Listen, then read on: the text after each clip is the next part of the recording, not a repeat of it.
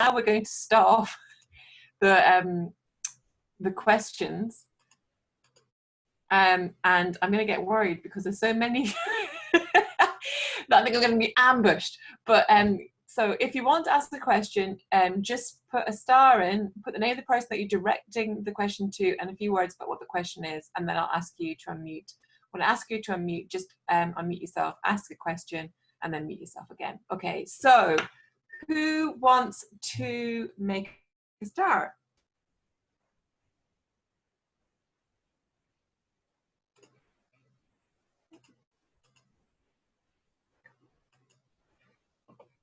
Don't be shy.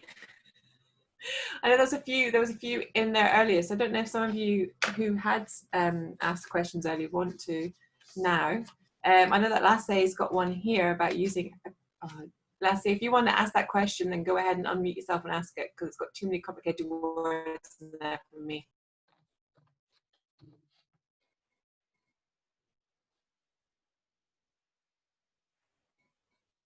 Lassie, you're still muted. Oh wait, sorry. Let me just do that. I think that I will have to change it. Sorry. Yeah, that's perfect. Thank you. So this one is for Adam Price. I was just wondering if you can use any sources like urine, for example, which is refilled nitrogen, and if you then put like a charge through it and turn it into plasma activated water, what kind of resources could you use, and could you then get ammonium that you would need in that system? I don't know. Simply, it might be quite interesting to try. I mean, I suppose that any nitrogen containing liquid that's got a lot of nitrogen is quite useful to put onto the field in its own right, without passing through this system. So it's probably not, you're not going to get an energy gain from doing that. But I mean, it might be interesting in terms of investigating what you can actually do with this system. Thank you.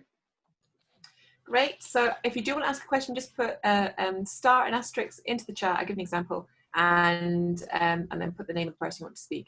I've got one from Andrew's iPad. So Andrew, do you want to say that yourself?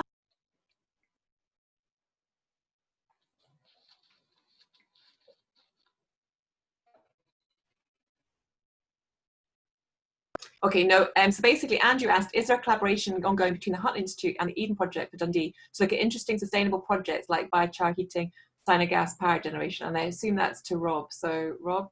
So we have started speaking to the Eden Project Dundee, but at present we don't have any firm projects, but certainly want to work with them, because clearly what they're doing and what we're doing massively overlaps. Great. So Adil? Yeah. Hello. Hi. Hello. Yeah, my question is towards Rob. I want to ask about, because he asked about something light intensities and their effect on photosynthesis efficiencies. I want to know about what was the impact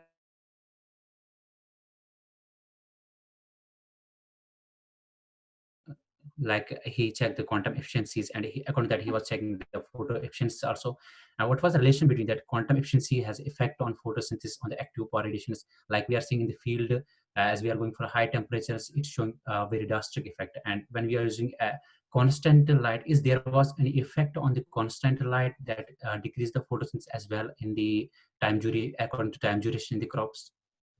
Yeah, so we have looked at constant light, and I don't think constant light works very well, because certainly you have a circadian stomatal response. So if you just have constant light there, you will still get stomatal closure. And if your stomata are closed, it doesn't matter how much light you have, you'll still get a drop off in photosynthesis. So we're also doing things, for example, like before we turn the full lights on in the farm, using low fluence blue light, for example, to try to open stomata before we increase the light. But we're really at the very, very start of trying to understand how to use those photons that are generated in a vertical farm most efficiently. And I think there's a big program of breeding. I mean, you know, there's a lot of systems within plants to deal with variable lighting and sudden shifts in light so that the photosystems are damaged. I think we can actually breed a lot of those out, and perhaps then we might be able to make photosynthesis under much more consistent conditions, perhaps a lot more efficient. So can you guess anything about what will be the constant ETR which we can maintain for the crop production if we are going for the vertical cultivation? Sorry, what's the? I'm asking, can we guess any predicted value of ETR that we can apply 70, 90 or 100 ETR that will be efficient or sufficient, that will be sufficient for a vertical crop cultivation? So I'm not sure I quite understood the question. The area that I'm saying ETR, electron transport rate, because if we are changing the PAR. If we are changing the PAR, so we are changing the ETR as well. Yes, absolutely, yeah. So I want to know that thing, whether it will be suitable if we maintain an ETR for a crop, so it can grow well and a constant ETR. Yeah, I mean, I think that's something that would be really useful to do. I mean, again, one of the problems, one of the issues that you've got within the vertical farms is as you increase the light, even with LEDs, you're increasing heat. Yeah. So at the moment, we're not, certainly intelligent growth solutions are using a maximum photosynthetically active radiation of 250 micromoles per meter squared per second. So you're talking fairly low fluence light, right? And for a lot of different plants, you're going to be nowhere near photosynthetic saturation there. Okay, but obviously when you've got a lower light intensity, you tend to have a much better photon use efficiency, right? Yeah, right. Thanks. Brilliant, thank you. So now we have a question for Duarte. Hi. My question is for Rob. So you mentioned operational costs are high in vertical farming. Yeah. So how can profitability be ensured, say, in a market like UK? It can't at the moment. it's the bottom line. I mean, if you look at, you know, there was a report released actually primarily focused on the US a couple of years ago, looking at profitability, and something like fewer than 50% of indoor farms are profitable at present. Okay, so I think it's partly to do with the value of the crop, certainly. So you need to make sure you've got a high value crop. It's probably partly to do with the efficiencies of scale and reducing labour costs is also something to do with it. And I think also breeding has got to be a part of it. You know, at the moment, all we're doing is we're taking plants that have been bred to grow outdoors or in protected agriculture, and we're trying to grow them indoors in a vertical farm. And I think one of the things that needs to be done is we need to start breeding varieties that are specifically designed to grow indoors. Okay, and does that answer your question? Yeah, it does. It does. Just one more question. With the container systems, do you think that someone without agricultural background can take up a vertical farm using one of those systems? If you talk to certainly if you talk to Intelligent Growth Solutions, they're very much of the opinion that actually a background in farming is probably a disadvantage, right? I'm not sure whether I necessarily agree with that. Okay. But also one of the things that IGS are looking to do, so they're interested actually in selling systems rather than in selling crop. And what they're hoping to do is they've got a sort of a business model where they're talking about subscription sort of model.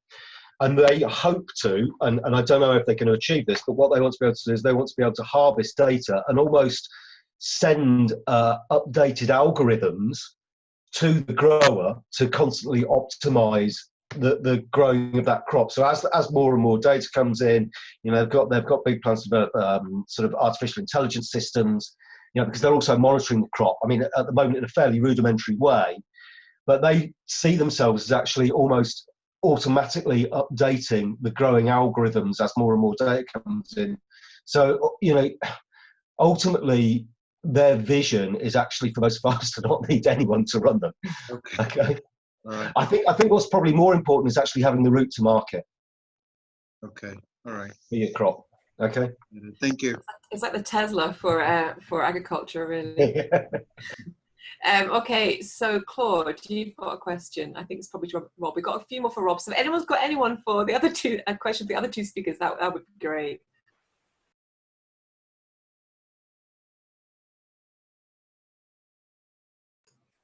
Claude, are you okay to say your question?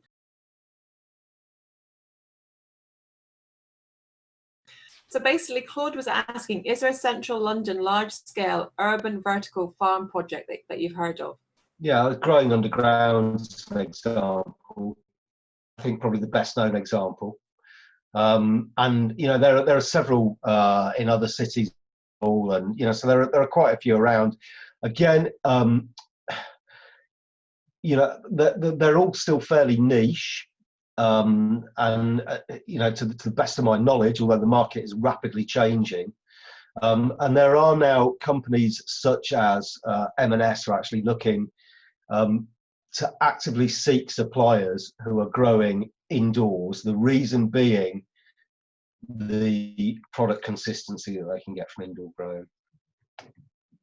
Brilliant. Okay, so Javier, it's over to you. Hi, Rob. Well, thank you very much to all the talkers, the speakers. They've been amazing.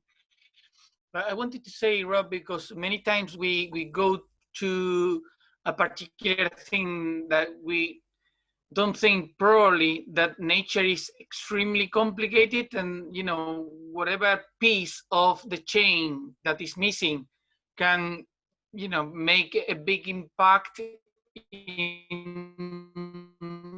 the whole chain. So I wonder what is and other factors have been taken into consideration within the business model. So pollination at the moment is done by hand.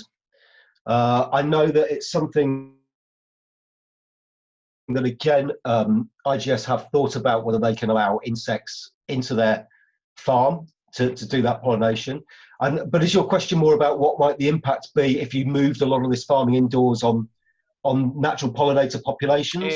Well, no, it was about missing one part of the chain, you know, the whole thing. So it is important. Sometimes we don't think in all the sides of one particular thing. We think it is brilliant because it does what it does, but there are more sides on. Well, I mean, I think we've got to, you know, think about the limitations of these indoor farms, right? And the main limitation is the fact that every calorie that comes out of that farm has to be generated somehow, right? Through various energy systems, whereas calories that are generated now in outdoor growing are generated by sunlight, okay?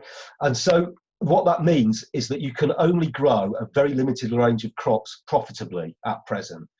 And none of those crops that you can grow profitably are fruit crops or crops that require pollination. It's mostly herbs and baby leaf salads.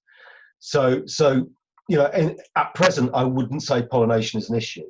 You know, IGS have experimentally tried to grow strawberries to cropping, and they've been relatively successful. But the strawberry project I mentioned was about just growing propagules clonally, which could then be used in conventional strawberry production. Brilliant, great. Per, it's over to you now.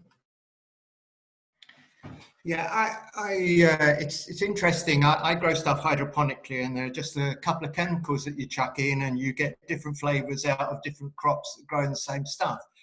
But Isabella referred to the complexity of things, and in human nutrition, we've really only started to look at things like gut microbes and the things that are required in there. So I was wondering where that fits into. I mean, it scares me. I think it's a little bit like Davor was mentioning about the bees. It's very complex. What bits are we missing? A lot of the farm selection and plant selection has taken out a lot of the chemicals that are probably used as catalysts in our bodies for some reason, which we don't know yet. And it's fine to have this as a part of something, but I would be concerned that we're missing out some of the basic nutritional benefits. And the second point that I'd like to make is I'm a bit concerned because you're referring to money all the time. And money is obviously very important, but within climate change, we need to be considering far more than just money. It's the value to the planet as a whole. So I don't know where the hell we build that in, but anyway, there you go. I'll shut up now. Okay, so on your former point, yeah, so one thing that certainly that IGS are not, and you know, don't get me wrong, I'm not an apologist for IGS, right? I'm an independent scientist who works alongside IGS, okay? And you know, it just happens to be the system that I know the most about. And you know, if you look at some indoor farms and vertical farms, they are really sterile environments, completely sterile environments. And IGS want to exclude pests and pathogens of plants so that they can exclude pesticides.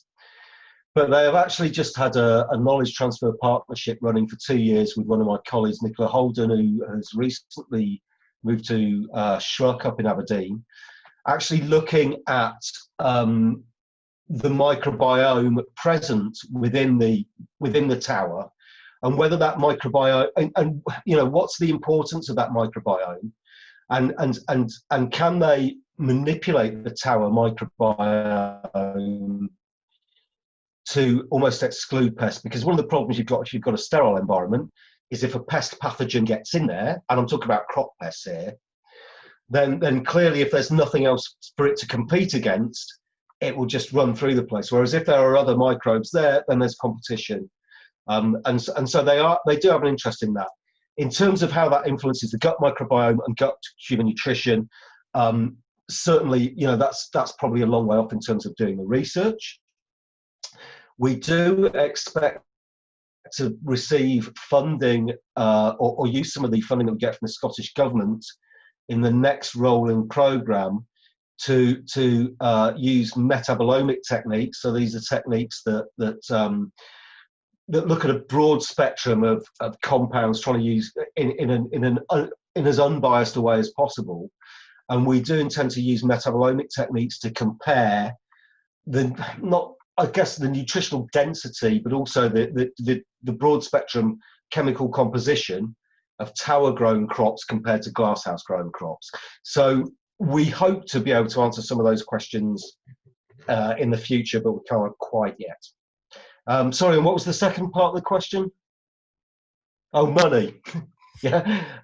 Yeah. I mean, look, we operate in a market environment, you know, and people are not going to, unless the government subsidises it, people aren't going to grow crops. You know, most farmers grow crops to make a living. You know, actual scientists. Great. Okay, so now we have one for Isabel. Jeff? Hi, Isabella. Really enjoyed your presentation. Thank you. I wanted to know a little bit more about the protein gap. You kept coming back to that. Is that purely for a vegan diet, or is there something more broader in that that concept?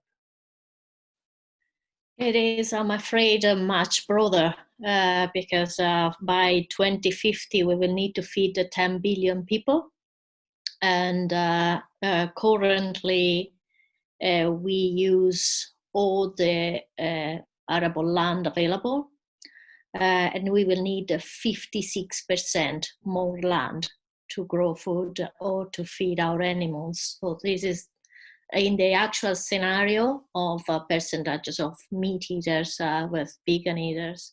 If we maintain that curve, we are going to need the 56% more land use, and we don't have it, obviously. So this is where the protein gap presents itself. That means we either drop meat production or reconsider how to create meat differently,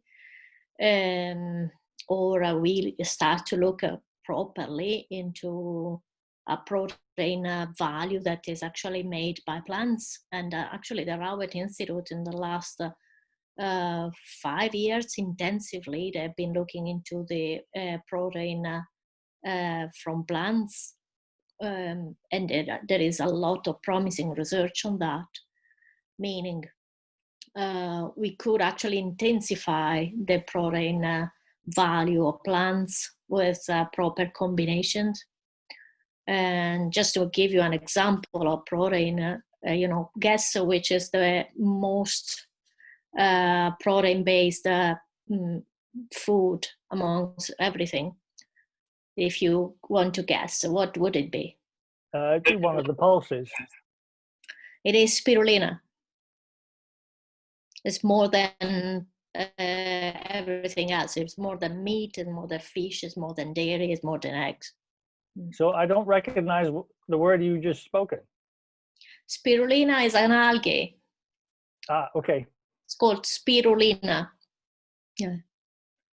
And it is a natural algae that we can harvest, that we could grow actually indoors very successfully. Right. I have to do all the cooking in our household, and I'd really like to know where I get recipes for locally grown plant protein. Okay. Where would I start? I mean, there is a lot into the plant-based scenario, so I can send you a few links. Yes, please. Yeah, sure. If I could just come in, the Rowett Research Institute also released a booklet fairly recently on plant-based, locally grown plant foods. Yeah, there are a couple of booklets actually on that. Yeah, I'd really appreciate that, not only for myself domestically, but to pass on to other people. I know that there would be a great interest in that. Well, I think it's something that can go on Sustainable Aberdeen website under foods, and that'd be very useful for living sustainably here in the Northeast. Brilliant, thank you. And Isabella, you've got another one as well. Let me just go up and see. HM Mutha.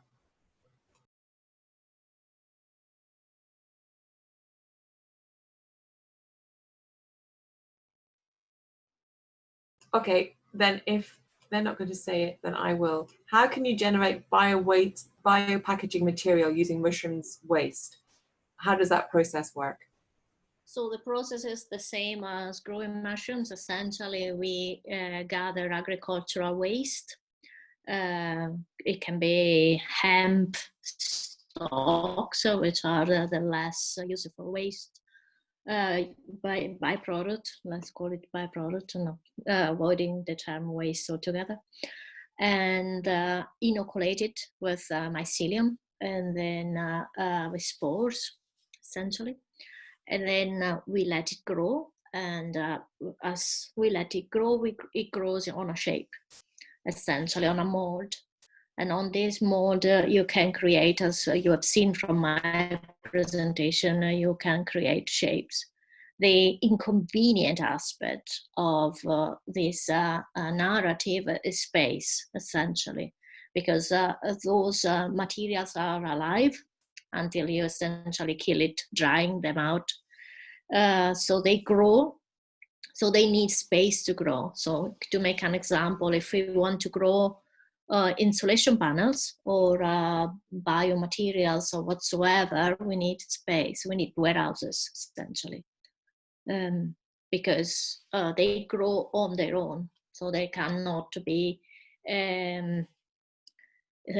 printed. In the future, possibly there will be a potential of printing, but they will need still to grow and dry individually. But technology is developing very quickly, so there is a lot of research done into that and how to make this process faster. Great. Got loads of more questions to come. So there's one for Adam. Duarte, do you want to say your question to Adam? Yes. Hello, Adam. Just on the technology you presented, are you looking to collaborate with any food growers that are perhaps using hydroponic systems or any other indoor systems to test that technology? we haven't got anyone doing that in our team at the moment, but we would very much be interested to get somebody on board who is interested in nitroponics in a hydroponic system. Okay, yeah, I'm a University of Aberdeen graduate, and I'm looking at working with hydroponic systems, and I'll definitely would like to get in touch with you, Ren. Yeah, drop me a line. Yeah, all right, thank you. And Adam, Rob's just offered too. Okay. Yeah. If you could add some of that, you'll see that. Okay, so Bitrix, would you like to do some questions? I think you've got 2.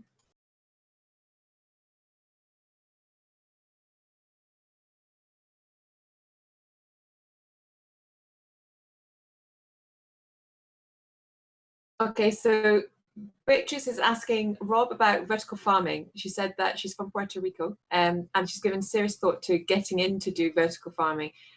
What kind of costs are involved? And could you put some information, maybe just the name onto the chat so people can see exactly the company that you're talking about?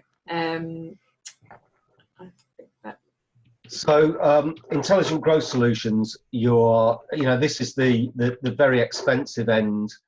I'm just typing up the name now of their website. This is the very expensive end of the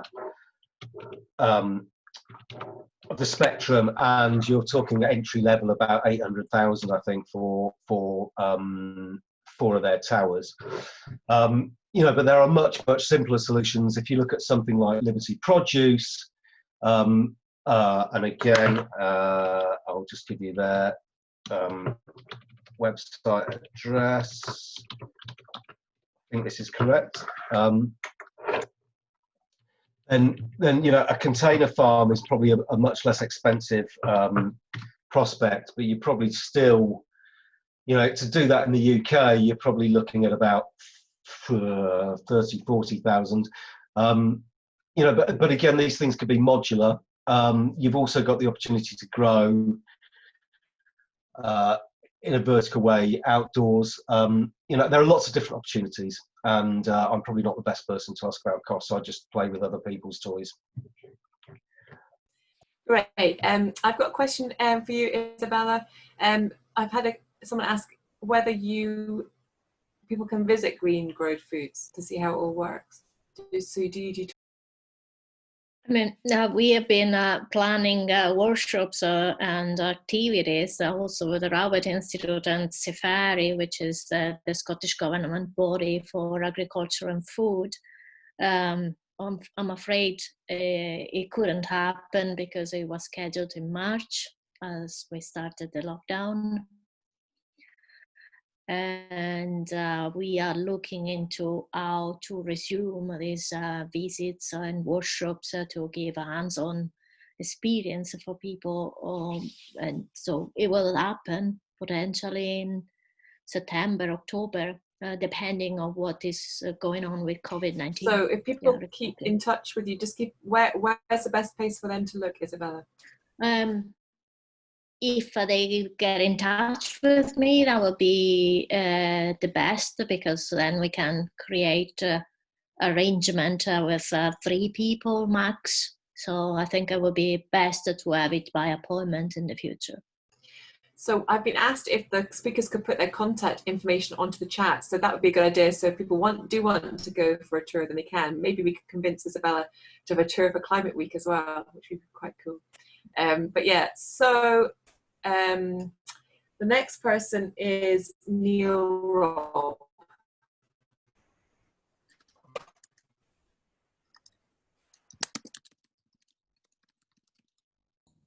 Hello? Neil? Hello? Oh, hi. Sorry, I just didn't expect you were going to call me there. What question did I ask before? I think it was directed to Rob and vertical farming. So you're not sure about cost, but Scottish funding, how much Scottish funding is allocated to research and implementation of this? And is it so much that it could be a percentage of GDP, given okay, so what Aurora Sustainability was saying before about land space that we don't have? And then Per's comment about obviously the climate crisis, etc. It seems to be something that would be extremely important right now to. So I mean, essentially, you know, so the James Hutton Institute won £27 million of capital investment towards the Advanced Plant Growth Centre. Okay, and that's partly allowing us to do research around vertical farming. Okay, and partly from the UK, from the Westminster government, and partly from Hollywood. And it's like the city deal that Aberdeen had recently as well. You know, so this is sort of regional investment money. We will probably be receiving, you know, over the next 5 years as part of the next Scottish Government rolling programme, I guess a few 100,000, which will sort of underpin some of our capacity.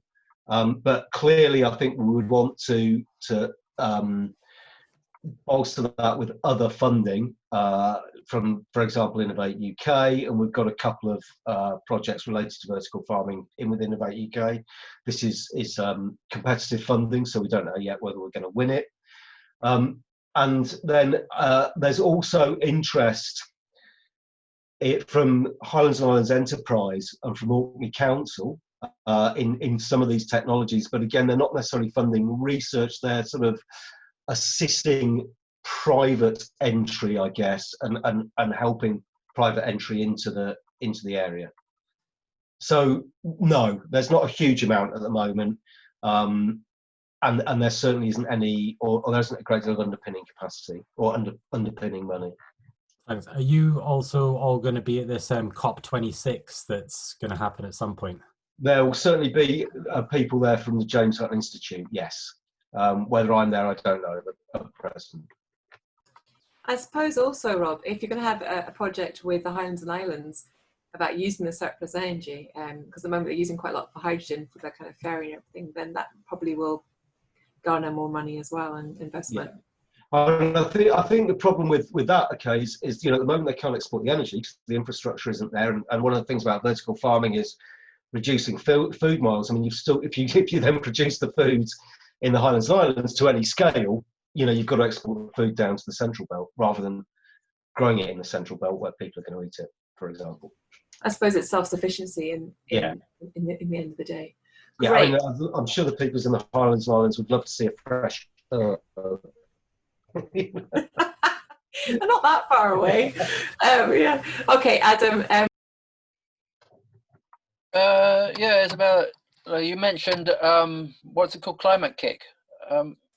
Can you say more about it? Because let me say this: one of the things I wanted to emphasise, but I ran out of time, is I think if Scotland wants to make the most of the climate emergency, the opportunities that a climate emergency will generate, is the ability to harness the fantastic minds and ideas of the people who live in Scotland to the business opportunities, the innovation opportunities that are out there. So who do you go to if you've got a great idea? Is Climate Kick one of them? Climate Kick is certainly one of them. Just recently, we selected 13 companies in Scotland which have applied for the accelerator of the Climate Kick. There is fund support for each of those companies. There is mentoring support. It's not a great deal of funding, but you know, it's still something when you are a startup. Even you get £500 per month, it is transformational to develop your idea and continue to be focused on that. The Climate Kick also offers not just these packages, but also a lot of visibility. And then it means that in the future, potentially these startups can become relevant, and it happened already. In the last 5 years since I've been working with the Climate Kick in Scotland, many companies have been supported and financed from the beginning, but now they are company with equity funding. There is a great hemp company that is going to be transformational, I believe, in the next 3 years, based in Edinburgh. They received just recently an infusion of investments over COVID-19, £1 million, to produce hemp insulation.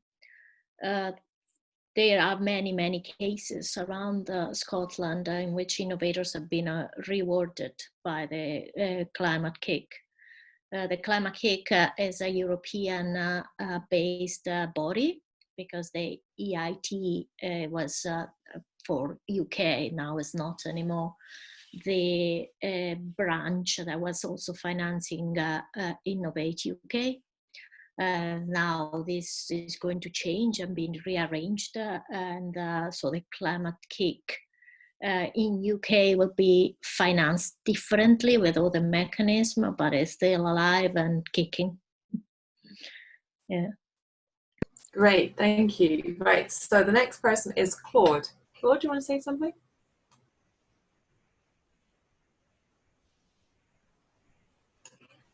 Hello, can you hear me? Yes. So I have this unusual question that might stimulate you.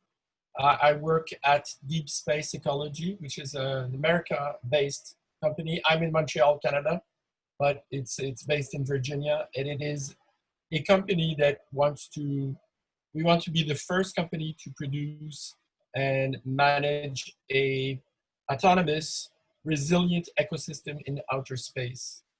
We already have people working on their PhDs on it. One is at Cornell on soil science. I'm trying to myself formulate a PhD proposal to various universities. Do you have broad, let's say, advice for us?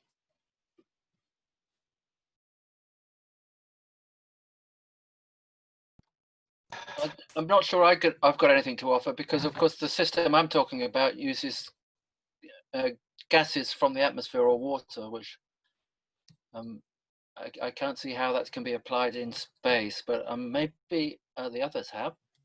Actually, we're planning a full, you have to envision a full ecosystem. So it's not, salads, or it's everything, every single, the widest or the greatest amount of, it's the opposite of what we were talking today. It's a full ecosystem. The bigger, the better, and the bigger, the more resilient. So it's another set of problems that arise. And I'm actually, as an architect, I'm working on the superstructure of this, and it's quite, it must be big. It cannot be small. So, I mean, I would say, have you looked at Biosphere 2, which was a project, I believe, in Nevada, which was actually Earth-based, but the idea was to... It's actually our main reference, yes. Right, okay.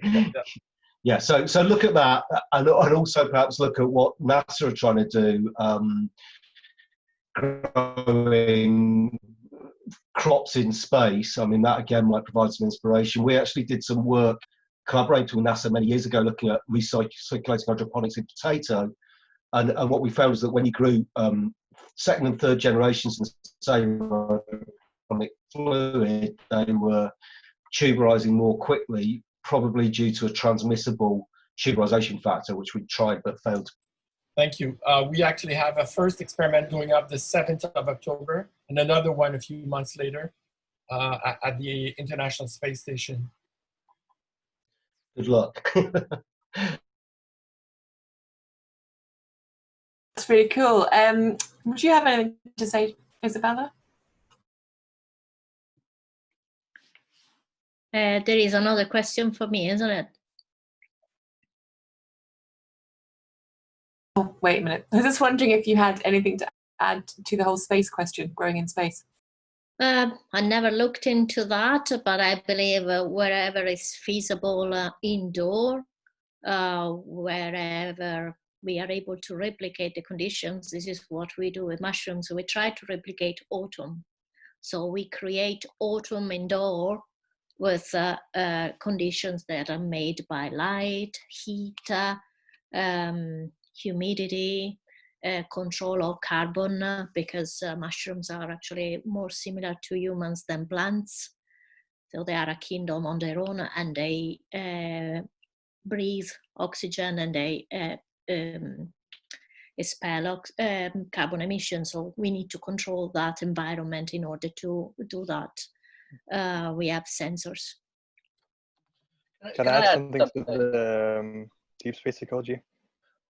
Can I add something? Because I mean, I absolutely see the value in this kind of research, because what I'm highlighting in the introduction to my talk is the fact that modern agriculture is not a cyclical system, it's out of balance. Whereas talking about one of the advantages of the vertical system is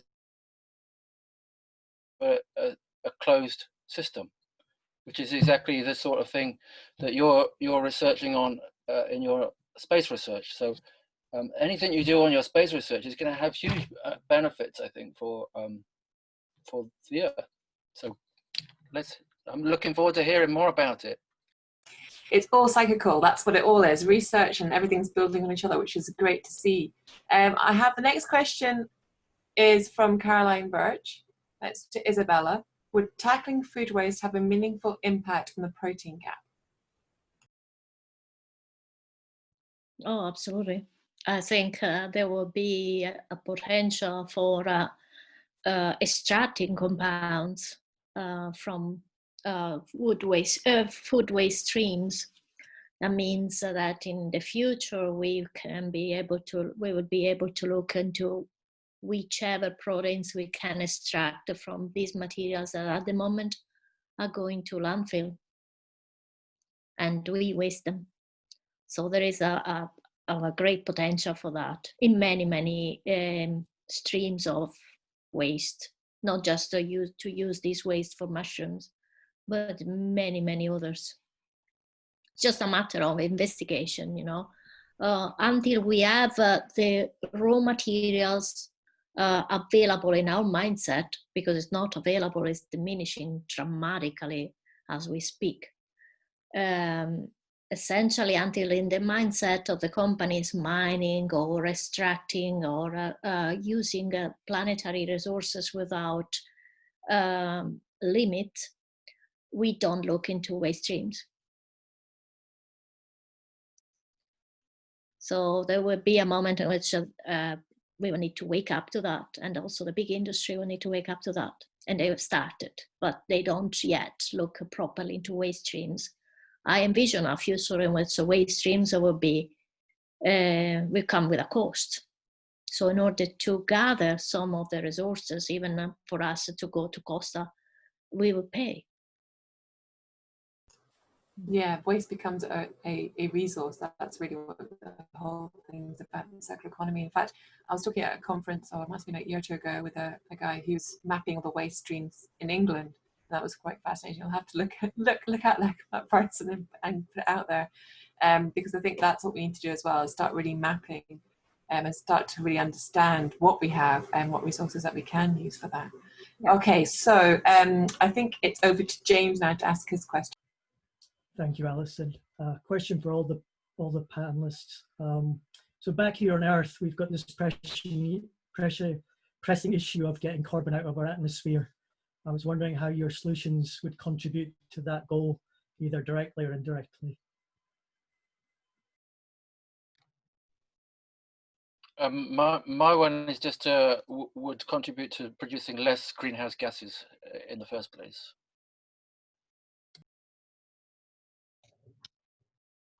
So I think perhaps indirectly, if you can transfer some food production to other sites and produce more food on a smaller area, then perhaps you can turn some of that land back over to carbon sequestration.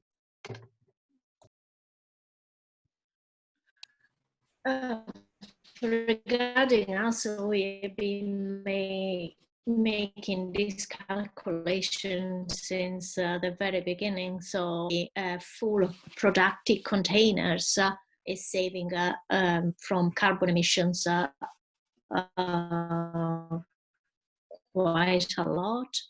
I cannot recall the total tons each of the containers, but I can tell each of the containers is saving 30 tons per year from landfill, which is quite a lot. And if you consider that the outputs are going back to the land, avoiding chemical fertilization and using natural fertilization from the byproduct of mycelium. That's another input that we never really bothered to calculate, but it is a huge amount. So I believe if we are able to create mushroom farming in small, medium scale in every district, possibly we are able to recover local wasted resources without let them travel, because then it's useless. Whenever we gather those resources, we make them to travel. Then there is no point. The trade is not happening because transportation will suck the carbon emissions that we saved. But whenever we are able to create these virtuous circles of reuse, repurpose, and revalue, then we can create jobs. Perhaps there are not going to be hundreds of jobs for each district, but even we are able to create 10 jobs each of the districts. I think it could be transformational for rural Scotland. Brilliant, thank you. There are an awful lot of indirect benefits, obviously, with some kinds of farming where you don't have to have lots of intensity of fertilizer and everything like that, I imagine. HM Ruthers also asked, Isabella, how can I know more about bioprocess from waste to a sustainable product? And I guess that we could refer them to your website on that, or if you've got anywhere that they can go that's got an awful lot of information. Oh, you're muted. They can write to me directly. I just left my details, so if they want to know more, since we have very little time, we can talk further. Brilliant, thank you, Isabella. So as you will see, if you go up the chat, that every single one of the presenters has put in their details, so you can actually then contact them direct. So now it's John Elabasha. Forgive my pronunciation of all your names. I know they're not exactly correct. No, that's fine. That's fine. Hi, good evening, everybody. Thanks for the great talks. Just a question to Rob. I was just wondering if this vertical tower system, if any of the research has looked into whether it makes a difference, whether the structure is above the ground or whether it's below the ground. So yeah, just any of the so certainly the way those towers have been designed, essentially IGS wish to, they want to provide a tower, and any infrastructure they're looking for local contractors to build that infrastructure. So they've built those out above the ground. Obviously, with something above the ground, you've probably got more. You've probably got more insulation below ground, right? So maybe you've got more thermal ballast below ground, so it might be easier to control temperatures. But it's not something we've looked at in any detail. Now, there's no reason why you couldn't grow underground. You couldn't put one underground. Okay, thanks. I guess that's what they're doing in London. I mean, I know that James put up a few links, and there is a link for the underground system in London where they're doing a kind of growing there, which utilises previously unused ground, which is a great idea, because it's more, I suppose there's more building costs and energy costs in going underground than above ground. Not that I'm an expert in any way, I'm not sure more about that. Anyway, next one is from Lassie. Lassie? Yeah, so this is for Isabella. I was just wondering why you're, so I'm not sure if you're selling fresh mushrooms or if you're drying off them, and is it to add value to your mushrooms, basically to put them in the risotto blends?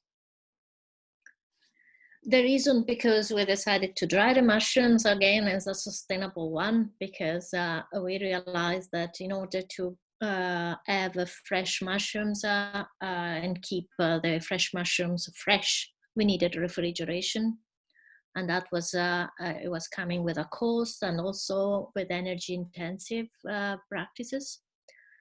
So since we are actually using renewables to support our systems, we understood that with the dehydrator, that we were using a minimum amount of energy compared to the refrigeration practices.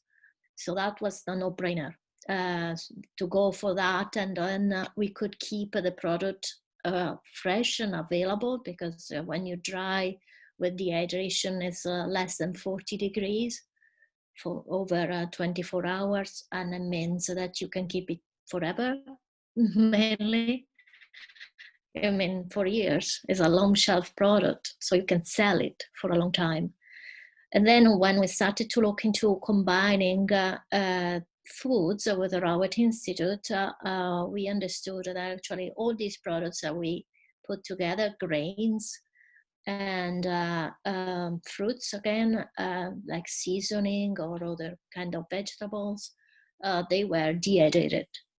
So that to also give time to sell it and give time to preserve it, but there wasn't any harm in the food.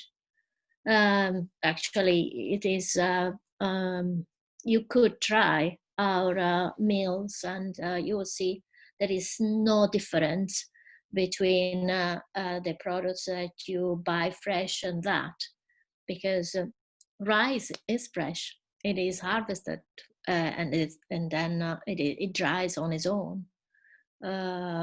Grains as well, you know, they are fresh, but they preserve longer. So that was something that we realized, okay, this is a way to preserve food that has been done for millennia. And it is a way also to use less planetary resources. That's brilliant. That's a total inspiration. Just thinking about everything, Isabella, like that you're doing and making it sustainable. And it's a brilliant model. And I'm sure that people that come to you now, and you can say, look, this is what we do. It gives them a huge amount of inspiration. So I just want to say that it's time to finish now, pretty much. But it's just been an amazing Climate Cafe. I feel like we're back on track again in the sense of the amount of people we normally get. It's been a really, really interesting three speeches, talks, and question and answer session, and we will be putting it onto Aberdeen Climate Action website. So I'll just type in our website just now, and we'll put up the recording and also the speakers' presentations and yourselves, I believe. So there are multiple ways in which you can gain the information that you need, and please do. And just a reminder that there is a few events going on that I mentioned at the start. There is the Marine Renewables conference tomorrow. On the Tuesday, 2 weeks' time, there's Pete Smith's talk, and then we've got Next Climate Cafe on the first Tuesday of August. I wish you all a very good night, and thank you. I think we can all unmute ourselves and give the presenters a huge, huge clap. Thank you.